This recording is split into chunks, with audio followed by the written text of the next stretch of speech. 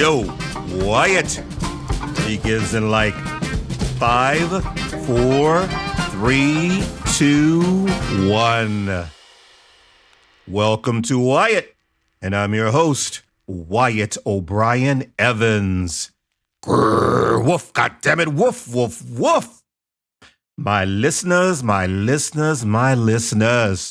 Today's Wyatt is all about the critical issues directly impacting gay men, particularly those of color. Our very special guest is Mr. Diego Wesley Iglesia, the founder and publisher of the Gay Male Rights Project, GMRP, an online nonprofit organization that is relentless in shining a bright light on those critical health and wellness issues that confront gay males. Now, today's installment of Wyatt is the first in a pivotal 2-part series. So in just a hot minute, we will dive right in. Anyhow, after the show, visit my online home, WyattEvans.com. WyattEvans.com. The go-to destination for LGBTQ news, features, commentary, and entertainment. WyattEvans.com is visited by over 100 countries on the regular. Yeah, baby. At WyattEvans.com, you'll find my smoking hot, Nothing Can Tear Us Apart series of novels. And y'all, the current installment is titled Frenzy! Yes, Frenzy. Frenzy is chock full of masculine romance, intrigue, danger, and the blazing heat of 1,000 suns of erotic passion and steamy nastiness. Okay. A program note. My off-and-on sidekick, Madam Pussy Galore Cock-a-doodle-doo, Drag Queen Supreme, is still off. I mean, she's always off. You feeling me? But she does return next week with some sort of special announcement or pronouncement, but mainly just to work my last nerve. Anywho, it is now time to turn to our special guest, Mr. Diego Wesley Iglesia. He's the founder and publisher of the Gay Male Rights Project, an online nonprofit organization whose unflagging mission is twofold. 1, to address gay male health and wellness concerns. 2, to be a fundamental part of the solution. Now, Mr. Iglesia has quite the resume, y'all. He's a healthcare policy attorney specializing in homosexual male health with over 20 years' experience working with and also volunteering for various American and European city and state nonprofits and governments. And y'all, let me tell you something! I want to be just like this guy when I grow up. That is, if I ever do. So anywho, without further ado, let's welcome Mr. Diego Wesley Iglesia. Talk at me. How the hell are ya? I'm great, Wyatt. Thank you very much for inviting me on your show. I have been looking forward to this. And so I'm hoping that your audience enjoys our conversation. Oh, Diego, most definitely. I'm so glad you agreed to appear on Wyatt. And I strongly believe, that our special 2-part series is so necessary. So we're going to do this. A little later, we're going to do a deep dive into the Gay Male Rights Project. But for now, Mr. Founder and Publisher, I want to give our audience some insight into you. Okay. First, you are one hell of an accomplished individual. So what I want to do is delve into your heart and your mind for a minute and ask you this, Diego, exactly what motivates you? What drives you to do the work that you do? Well, that's That's a really good question. I'm still actually trying to figure that out. I think that it probably all started from childhood. My mother had cancer, and Oh, wow. I think that when you grow up with having some sort of an illness that's always around you and your family is kind of haunting you and your gene pool, it kind of helps make it gives you some direction in your life. And I believe that one of the most important things that you can ever have in your life is access to proper healthcare. Mm. And then of course I'm like a lot of kids my age where I think the same year that I was born was when we discovered the first person to be diagnosed with HIV and AIDS. And so Wow. I grew up entirely with that generation, that AIDS has always been here with us. And the question has always been, so what do we do about it? And I've tried to do my best to come up with some solutions and to help some people. So that gets me out of bed in the morning. That is wonderful. Let's travel back through the corridors of time. Are you ready? Sure. Let's do it. Well, awesome, my friend. Where were you born and raised? I am a New Yorker, and I've been raised everywhere. I've been to so many different countries and so many different cities. I've lost track at some points. When I was a kid, my mother always said that she wanted to raise me to be a citizen of the world. And Right. That's definitely what I would consider myself to be, where there's the place where you live, and then there is the community that you have decided to be a part of. And I wanted my community to be essentially part of the over 8 billion people on the planet. So I don't restrict myself to a particular landmass or to a particular nationality. Okay, that's deep. And that, Diego, that makes a lot of sense. Now, you are Dutch and Cuban. The other way around, Cuban and Dutch. Cuban and Dutch, I'm sorry. Okay, was your mom Dutch? Is it that your mom was Dutch and your dad is Cuban, or is it the other way around? No, mom's Dutch, dad's Cuban. I got that right. I'm so proud of myself. Your cookie is in the mail. Oh, thank you. I want two. Oh, okay. But anyway, yeah, I'm greedy like that. But That's anyway, okay. I'm generous like that, so it's okay. Cool. Okay. So that's a dual ethnicity. Yes. How did that impact you growing up? Did you have to confront any particular or unique stresses and conflicts? Well, when you're a person of color, you are always going to have particular stressors and conflicts. And I think that it really depends on what career path you want to take and how much you will end up getting deeper into it. So, of course, as you mentioned, I'm an attorney. If you go into a realm of education that does not normally see a large amount of people of color, you're going to get more of it. If you go into a career path where you don't see a lot of people of color, you're going to see more of it. And so for me, I've had some rough times, but the measure of a man is not how many times he gets knocked down, but how fast he can quickly get back up. So I'm still here. Yeah. I think it was Eartha Kitt who said something like it's not the load, but it's how you carry it and how you deal with it. Yes, and I think that's something that a lot of people don't understand, because overall in life, everyone has some level of trials and tribulations. It's not just about race or your complexion or your sexual orientation or your sex. We all have these trials and tribulations. It really is having proper coping skills and understanding that as you get older and the trials and tribulations change, your coping skills have to change. Hopefully, you will not still, when you're 40, still deal with things the way that you did when you were 20. Hopefully, there's some level of growth. And that requires a lot of reflection, which I think scares a lot of people. of having to look back and to say, oh wow, I really screwed that up. I don't want to do that again. But also the second portion of that, even those people who know how to do that part, they never properly know how to integrate the forgiveness aspect as well.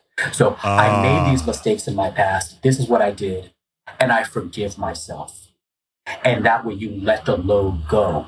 Because it's kind of like if you go to university, all those books that you get over 4 years, you want to keep the knowledge, but you don't want to keep carrying the books.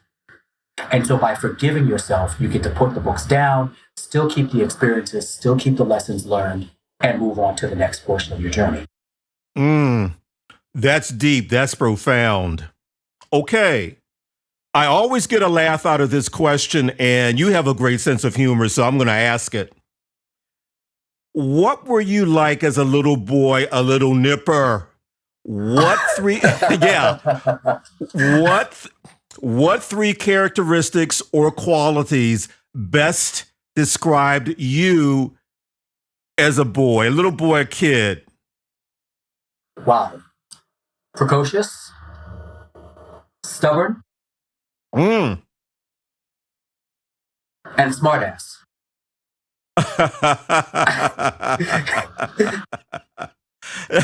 That's a hell of a combination right there, my friend. And anyone who came across it probably still has some scars. So, so I apologize to all of those people. Woo, well, be gentle with me, please. Okay. I'm glad I asked that question. Okay, let's fast forward to adulthood. I want to explore your education a bit. I mean, because you have a Bachelor of Arts in Criminal Justice. Yes. You have a Master's in Public and Urban Policy. You have a law degree. Tell us why you traveled that particular educational path. Well, if we go back to uni, I originally started going the route of econ and business. And that was when I was going to university in New York. And then my husband was doing some work out of Philadelphia. And so we moved there. And I transferred to Temple University that has an amazing program for criminal justice. And that got my attention almost immediately. And while I was doing that, I also started picking up some other courses in African American studies and Latin American studies, and everything just started to come together for me in my head. At the time, I had no plans on going to law school. Not at all. Really? It was something that when I was younger, I thought about, but I put it on the back burner. I had other things that were going on, but I was at the time volunteering with an organization called the Galay Project that I'm sure you want to talk about a little bit later. But that led me to a position on the HIV Aids board for the city of Philadelphia. And long story short, I was a part of a group of people who went to the state capitol and we were talking about some needs for communities of color regarding HIV AIDS programming. And there was an older white man, maybe at the time he was in his mid to late 50s. And I had my proposal all set out, the things that we needed. And he said, young man, are you a lawyer? And by the age, you can just do the numbers and you can tell I wasn't going to be old enough to be an attorney yet. And I said, no. I said, well, why don't you come back when you're a lawyer? And that did it. He just pissed me off enough that I wanted to go through and to get my law degree and to put that degree behind my ideas. Because as we all know, unfortunately, you can have the information, you can have the ideas, but no one wants to hear you if you don't have that piece of paper first. And so that's how law school came into my mind. So then it was law school. And then after that, I decided to go back to school for public policy because law school didn't really teach me some of the skill sets that I thought that I would need. Well, that stubbornness lit the spark, lit the fuse. Yes, telling me that I can't say something or do something is probably going to push me to do it even more. But Right. I didn't let this, it's not that I was fighting against this one person. It was what I saw as fighting against a system that was keeping people of color's voices out because we did not have this certain level of education. It's very difficult to get into law school. And as a person of color, it's even much harder. So, of course, this white man was going to look back at me and say, hey, I don't think you're qualified even for me to listen to. It's not whether or not what you're saying has any value or merit. You don't have these 3 letters behind your name, or you don't have the 2 letters and an Esquire. So I'm not going to hear you. And I had a problem with this. Right. So it wasn't just my voice that wasn't being heard. He was telling literally, hundreds of millions of people that essentially shut up. I feel you, Diego. I feel you. Let's turn to your work experiences, which are the building blocks to your role at the Gay Male Rights Project. I mean, you've held various really significant positions at organizations including the Gay Men's Health Crisis, the National Association of People with AIDS, New York City's Human Resources Administration. So can you tell us about those roles? Sure. I am a public interest fellow of my law school. And so that means I started practicing law the end of my first year of law school. And I've jumped around and I've tried out a lot of different things. I began working for ACS, Children's Services, and that was a very difficult experience dealing with children who were being abused and prosecuting their parents. And after that, that was when I moved over to GMHC, which was great at the time because they had a very large legal department, and I was able to try my hands on a lot of different types of things. So I've done everything from asylum work and immigration to housing to employment law. And the great thing about that is I took my regular educational background, then I took my personal experiences, because when you're dealing with the issues of HIV, it's not just the illness. You've got so many other things that are going to get aligned with it. And so I wanted to keep getting to that next rung.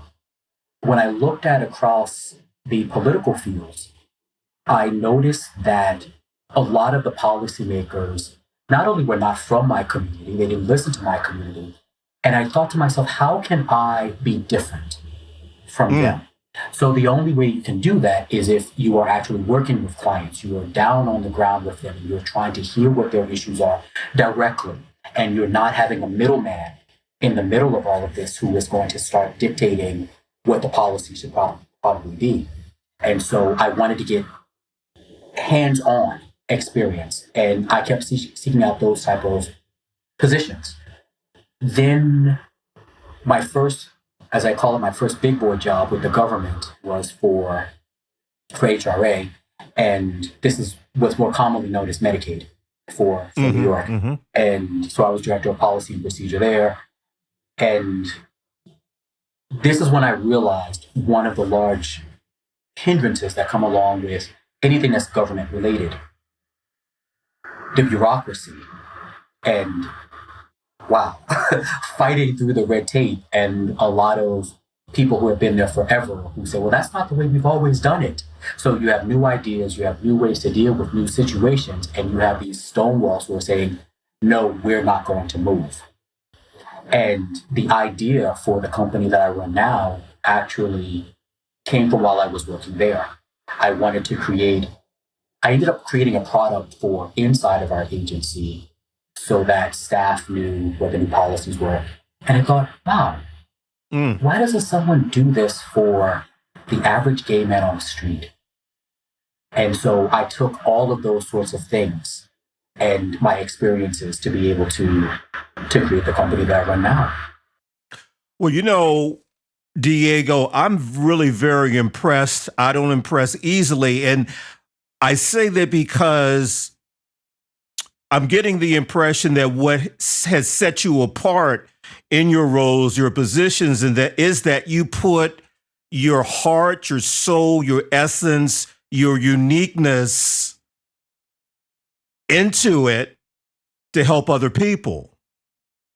Well, if you say you are going to go into the field of nonprofit or social service, it cannot be about you. And no matter where I've worked, I've always said, I don't work for whomever my boss is. I work for our clients, because these are the people who need help. And these are the people that I listen to. And I am very fortunate in that a lot of the restraints that other people who might check the same cultural boxes that I do, I have a lot more freedom. I have greater ability to speak on certain topics. I speak the language that our, as I like to jokingly call them, our overlords speak.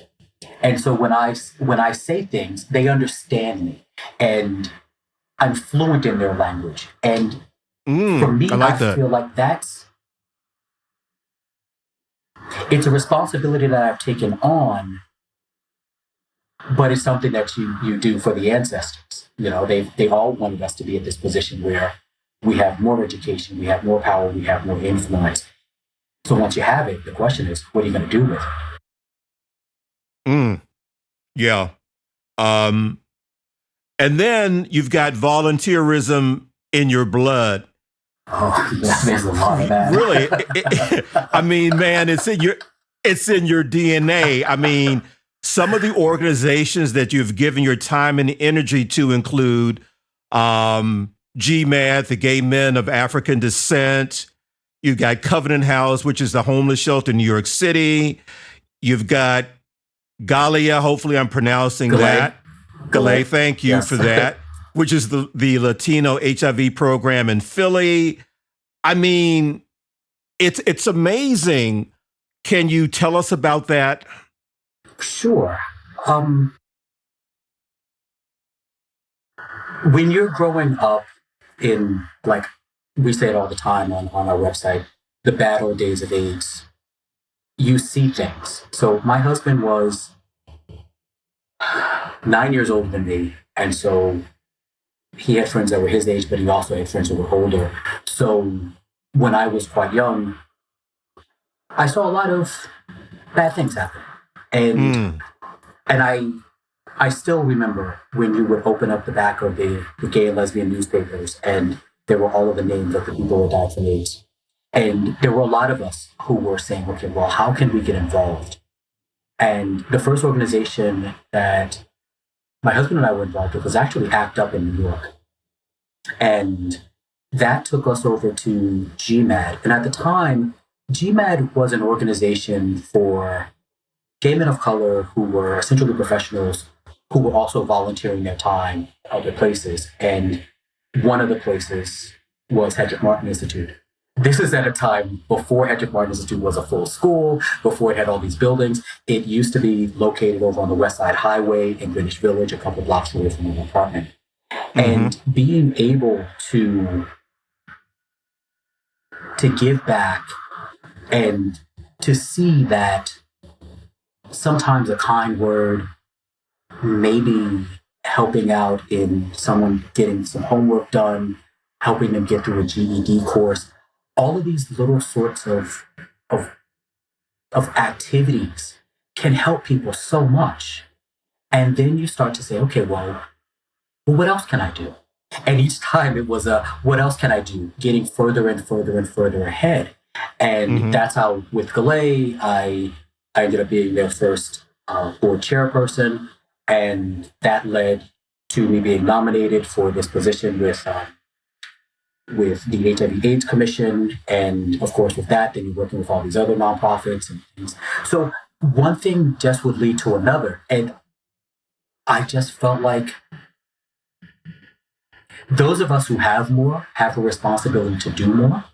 And you give back. And I've always stayed within the realm of my personal understanding. So I do things with the gay community. I do things that have to do with healthcare, but also, and I got this from my grandmother, I believe, about feeding, clothing, and housing people. She would always say that if you feed people, you'll never go hungry. If you house people, you will never be homeless. And Wow. and so I don't do it for that reason, of course, but these are some of the most important things. While there are people fighting for so many useless things, we forget that there are people who have no idea where the next meal is coming from. They have no idea what they're going to do when the weather gets cold. And if you can slow down just a little bit to help them, it does make all the world of difference. And then whenever I would have an internship program, one of the requirements was also that my interns had to volunteer along with me. And so, because these were people who were also going to grow up to be lawyers, and I didn't want them to grow up to be that cynical, jaded, cold sort of attorney. I wanted them to still have a connection to the fact that we're here to help people. That's what we do. Okay. Yeah. I have a question about HIV AIDS. We're going to really drill down on that in part 2 of our conversation. But let me ask you this right now. What are maybe 2 or 3 things about HIV AIDS that the average gay man really doesn't know? Wow. We have a slogan that says, HIV has changed, why haven't you? And the first large one is probably about prevention. That at this point in history, HIV is 99.99.999% preventable. And I don't mean with condoms, I mean with medications, for example, for PrEP. And so that is a medication that has been considered to be controversial by some people. We've written about some of the controversy. We've had some of the older gay rights leaders and HIV leaders from the past who did not like that PrEP came out. They thought it was kind of a license for gay men to have unsafe sex and things like that. But this is still a medication that if we took it back to the 80s and to the 90s, we would have loved to have had then. So we have the medication that is known to prevent HIV infection. Why aren't we promoting it more? And when I say we, I mean essentially at this point, the United States. Because even though this is an American-made drug, it is coming out of Gilead. So this is an American company. Americans have some of the lowest usage of first world nations. And so if you compare people who are using PrEP in the UK, there are full governmental ad campaigns about PrEP. It's all going on throughout Western Europe. And you start talking to people in the United States and they have no idea what PrEP is. And now when we get into the racial considerations, there are white guys who have access to it. They know how to get it. They know how to get it through their insurance. They know how to get it for free. And then there are people of color who have no idea that the medication even exists. So we have people who are contracting an illness unnecessarily because they have no idea that there is a medication that's out there that can prevent it. And I think that's probably the biggest one. Yes. Well, what, Diego? Wow, that blows me away. Why do you believe there's such disparity between, say, the UK and the US as far as educational awareness campaigns, centered around the wonders of PrEP? Well, I think it goes even deeper than just PrEP. We can say that it has to do with everything regarding gay male healthcare. So in Europe, the government is who is actively involved. They are the ones who are fighting the big fights with the insurance companies for pricing to make sure that there's a certain amount of access. In the United States, a large amount of this is being done through nonprofit organizations. Interestingly enough, And of course, it's going to sound cynical, but if you're running an HIV organization, you make your money when people contract HIV. This is just a fact. And there are a couple of very large organizations that are known to have been fighting against the rollout of PrEP. This is going to stop their revenues. And so you don't have the American government that's actively a part of pushing these sort of programs. You don't have someone who is working with the medical community, working with doctors and nurses, saying, this is what you need to start talking to your patients about. They're not doing that. It's all being left up to these nonprofits who have a self-centered interest in, I don't want to say in the proliferation of HIV, but I will say that there are organizations, if HIV is cured tomorrow, will not be very pleased about it.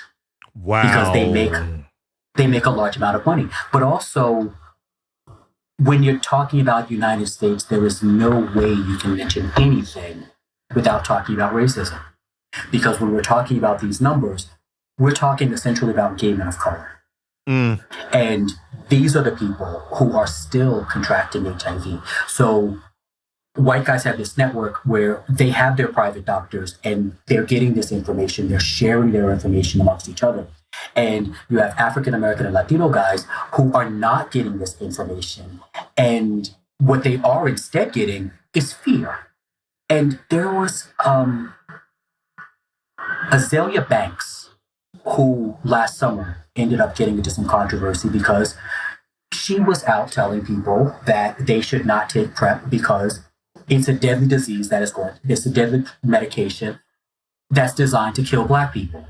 And so when you have celebrities from your community who are spreading misinformation, and there are still the decades of memories regarding your government experimenting on people who look just like you, there's going to be some conflict. And so getting facts out there is very difficult to people who are already a bit leery of any information that comes. So what we try to do is we put out facts and we try to fight fear. And I think that's the only thing that you really can do at this point, because every man has to be an individual. You're having sex, you're an adult, and you start taking responsibility for your life. And at some point we have to stop saying, oh, but no one told me. Right. This is a perfect segue into your organization, the Gay Male Rights Project. Diego, can you tell us why you created the project and describe its mission? Well, I had been thinking of this company for a while. But when I was younger, I didn't believe that I had the qualifications, the education, the experience to be able to do it well. The last thing that I would want to do is to jump out, start this organization, and then within a year, it goes bust. So I wanted to make sure that I did it very well. And I also got tired of having to answer to people who were not as educated or as qualified to do a particular position because of the fact that I was a brown man. And so learning to create your own opportunities is probably one of the best and most freeing thing that you can do. And not having to wake up and go into the office and start fighting with straight white women about what's going on within the community of gay men of color is very freeing. So I just wanted, with the company, I just wanted to take advantage of this amazing resource that we're using right now, the internet. And gay men were some of the first users of the internet. We were the first ones who were on Yahoo groups. We were the first ones who, see, you know. True. Yeah, right? yeah. Okay? We were the Yes. first ones who started emailing. And so whenever there was something new that was going on with technology and with the internet, gay men were right there at it. We are the ones who use it for shopping. We're the ones who use it for meeting friends, for sex, for getting food delivered, everything. But the thing that we have never been able to get properly gotten through the internet is healthcare information. There's no reason for it. There's a lot of fear that's out there. There's a lot of fear mongering. There's a lot of lies. But getting facts from the internet, very, very difficult. And with my experience, I understood there was also another very challenging situation. A lot of the healthcare information was geared towards the LGBTQ community, which essentially gives you no information. So, for example, if someone says a particular rate of infection for HIV for the LGBT community is such and such number, that does not tell you, well, how many are lesbians? How many are gay men? And so to be able to really boil this information down. And when you're talking to gay men, you don't want to talk to gay men about vaginal sex. Why are you wasting that time and energy? But also, you're going to start turning guys off. So, well, this isn't my sex life. Why are you talking to me about this? Right. And so having gay male specific information was also really important. And the final thing was what we like to call community participation. That this is not just our job. We actually are gay men. This is what we do for a living, but we have a social life where we're out there in the world. What's happening to you is happening to us. What's happening to your friends, these are our friends as well. When there's an STD that's going through your community, guess what? It's going through our community as well. And so we don't have to sit back and, for example, there's a couple of organizations that are known to create dummy accounts on places like Grindr so that they can get information about people's sex lives. We don't have to do that. All we have to do is just go out dancing one night and start talking to people. But we can also see what people are doing. And so this is our community. We're a part of it. So we don't need to start doing these surveys and hoping and praying that someone's going to give us correct information. So putting this all together in one place, and where it's like you are having a conversation with a friend of yours who's just really, really, really smart, but not who's going to talk down to you. It's not going to be homophobic. It's not going to be racist. It's not going to make you feel like you're not smart enough, that you should have known this by now. Because we all have to start somewhere. And so being able to just, like the way we're having this conversation, this is the way our articles read. And I wanted to have a company where people like me who are left out of these conversations will feel welcome. So that's how the Gay Male Rights Project was born. And the name Gay Male Rights Project, well, because as a gay man, we've got some specific rights that people don't talk about. And we do have the right to have our sexual orientation recognized. We are same-sex attracted. That is our right. We fought for it. We have the right to have access to proper healthcare information and to factual information. We have the right to make decisions for ourselves, even when others don't think our decisions are right. And most of all, we have the right to change our mind.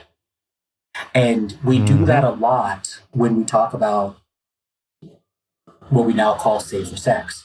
At one point, we called it safe sex. Now, we understand there's no such thing as safe sex. So we say it's safe for sex. Great. You say, okay, well, I used to always use condoms. Okay, wonderful. That worked for you.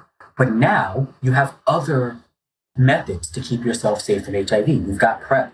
We have the medication. We have U equals U. And so you don't have to stay stuck in one mindset because that's the way you used to do things. It's okay to change your mind. It's okay to grow. And we want to give you permission to do that because for a lot of men, that's what they need. They need someone to say, it's okay. You can do that. You're not going to die. It's all right. You'll be okay. I like that. And Diego, that major educational tool to which you have been referring is the Gay Male Journal. Yes. The online research source, which disseminates, this important healthcare information. So do you want to drill a little bit deeper? Sure. So Gay Male Journal, gaymalejournal.org. Well, actually, it's gaymalejournal.org, .com.nl. We bought up all of the domains in case people got lost. Listen, I see you did. And what we did there was we created two separate departments. We have the library, and this is essentially what you would think of if you went into a physical library. These are the books that are on the shelf with information that's probably not going to change too often. So it's got all of the basics on all of the STDs. So we get into the nitty-gritty of every little thing there. We also understood that we needed to start talking about basic biology. And so those things are going to be in there. We have articles on penis care and maintenance. Now. Oh, well, hey, because we all know some people need some lessons. And it's okay. It's okay to need lessons. And so we will teach you. And these are the basics of things. We talk about, for example, what condoms are. Our entire methodology in this is that we don't believe that we have the right to tell you how to live your life. And we know that men are going to balk at that. I know because I'm that way, and I know every single guy I know. As soon as you start saying, you must do this, he's going to do the exact opposite. So what we do is we just give you the information. So when we talk about condoms, we don't say you must use condoms. We don't say don't use condoms. We say, this is what condoms are, this is what they do, this is what they don't do. The end. Because you're an adult. And so all of that's going to fall into the library. The next section is what you're going to get when you go to our landing page, and that's the newsroom. And these are more of the topics that it's kind of on everyone's lips for the moment. It's something that's come up in the news. It's something that we have been hearing about from people that we know who are in the medical community. So, for example, there has been a rise in syphilis lately. And so we were talking about that. There was some new amazing information about gonorrhea about a year and a half ago, where it was discovered that most cases of gonorrhea actually are coming from guys kissing, not from any sort of oral or anal sex. Yes. What? Yes, it's in there. We have that article in there. And so if it comes up and it's new and it's on your mind, it's probably going to be there. We've been dealing with the issues of what we call woke homophobia. These are things that people have been talking about there. And so all of that's going to be right there. We have some of the other things that we want people to keep in the front of their mind. Like we have your Safer Sex Guide 2.0. We have articles on, we don't like this term, but we know everyone else uses it, on barebacking. And there are some great lines in there. And so that's what you're going to get from the news. The majority of our information is what's going to be considered evergreen. That, I mean, it's healthcare. It's not going to change that much. It's not going to change overnight. And if something does change, we go back to those articles and we will update it. So you don't have to go into any of our sections of our website and say, oh wow, that information is outdated, or wow, I can't trust this because of the data. Don't worry, we keep up with all of those sorts of things. And when it came to the design of the website, that's where things got to be a bit hanky, because every designer that I went to, as soon as they heard the word gay, could not throw enough ribbons and rainbows and glitter my way. And I said, no. I said, we're just dealing with gay men, the average everyday gay man. He said, yeah, but we've got these rainbow designs. No, thank you. I just want, we're dealing with boys. Can I have blue? Is that okay to have blue? Well, that's kind of boring. That's okay. Blue is fine. And so that's why our website is blue. There's a lot of blue there but I'm also, it has a lot to do with who our target audience is. Mm-hmm. We're dealing with what I like to call the messy middle. These are the guys who just wake up every single day and they're just guys and they go about their life and they just happen to be homosexual. It's not the forefront of their life. They're not deep in the middle of all these things. And that's what the majority of gay men are. But these are also the guys who are not being paid attention to, because the ones who are getting the most attention are the ones who are the loudest. And these guys are just like, hey, yeah, I'm gay. You know, they might be in relationships or something like that. We also are being very respectful of guys who are not out, because that's none of our business either. And so I never wanted to create something where if someone looked over your shoulder while you're looking at the website on your phone or your computer, someone says, oh my God, I didn't want that, because that defeats the purpose. We want you to feel comfortable when you go to the website. We also wanted to feel like if you wanted to show your mother, hey, look, there was this article about this, you're not worried that there's going to be 90% of it is going to be pornography, or it's going to be something that's offensive. So it's not that we're trying to do a polite version of homosexuality. It's really more of tapping into the way that most guys already live their lives, and people just aren't paying attention to them. That makes a lot of sense. Oh, let me say that I want to thank you for allowing me to collaborate with you with writing op-eds. And I promise you this, I'll really try to stay on that penis tradition.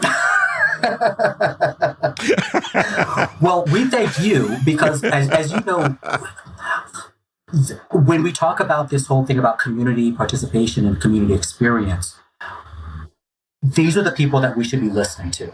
The people who have been on the ground, the people who have experienced things, but who have come through it on the other side. I think that there is a large amount of influence on those people who have been through something tragically, who have no idea how to get up. And we put everyone into this box that you've been through something and now you're such damaged goods. But the average guy, he's going to get back up. He wants to get back up. And so we like giving a voice to those guys like yourself who've gotten up, put it behind them and said, I'm not going to let this happen to me again, but I'm also going to try to educate some other people so it doesn't happen to them either. And those are the people we need to start giving a voice to, not just the people who are saying, I've fallen and I can't get up. Awesome. Diego, before we end our conversation for now, and we're going to pick it up in part 2, give us 3 most critical health and wellness issues confronting gay men today. Just list those, and we're going to really dig deep the next time. Sure. First one, we've got to say it's HIV. This is our illness. Okay? The second one is just a general overall sense of physical health and well-being. A large amount of gay men are doing so much damage to their bodies from the smoking, the drinking, the drugs. There's so much that's going on that they're damaging their bodies. And this is going to be a problem. The final one is the big one. Mental health. Yes. Mental health is a very large concern that no one wants to talk about. And we've got to get past that. Got it. Well, Diego, how do us grown folk contact you, connect with you? Give us your social media, website. Sure, we're everywhere. So again, we are www.gaymalejournal, all one word, and male is definitely spelled MALE, .org.com. Yes, we have actually said people said, oh, well, we spelled it MAIL. No, we're males. It's okay. That is also our Twitter account. We are at Gay Male Journal. And we have some really spirited conversations that go on through our Twitter account. And if there's something going on and you want to reach us, you can also do that at info@gaymalejournal.org. And we're always on the lookout for new voices, but also for people who are on the front lines to start whispering in our ears and giving us some information about some things we might not know about. Cool. Well, Diego, I want to thank you so much for dropping by, Wyatt, and we enthusiastically await your return. I'm a little nervous, but I am too. Listen, it's all good. I've got your back. Okay. Well, until next time, thank you very much. I really appreciate it. Wyatt, thank you very much for having me on, and I look forward to the next time we speak. So, y'all, there you have it. You can find the official Wyatt podcast page on WyattEvans.com. The official hashtag is Wyatt on Air. And if you want to be a guest on Wyatt, or you just have comments, email me at WyattOnAir@gmail.com. You can follow me, Wyatt O'Brien Evans, your host, on Facebook.com/Wyatt O'Brien Evans, on Twitter at Mr. Woe, MISTERWOE, on Instagram at Mr. Wyatt O, MRWYATTO. And be sure to check out my Nothing Can Tear Us Apart series of novels, the latest being Frenzy. I said Frenzy. And its predecessor, Rage. All at WyattEvans.com. So until next time, y'all, woof, goddammit, woof, woof, woof. Arf.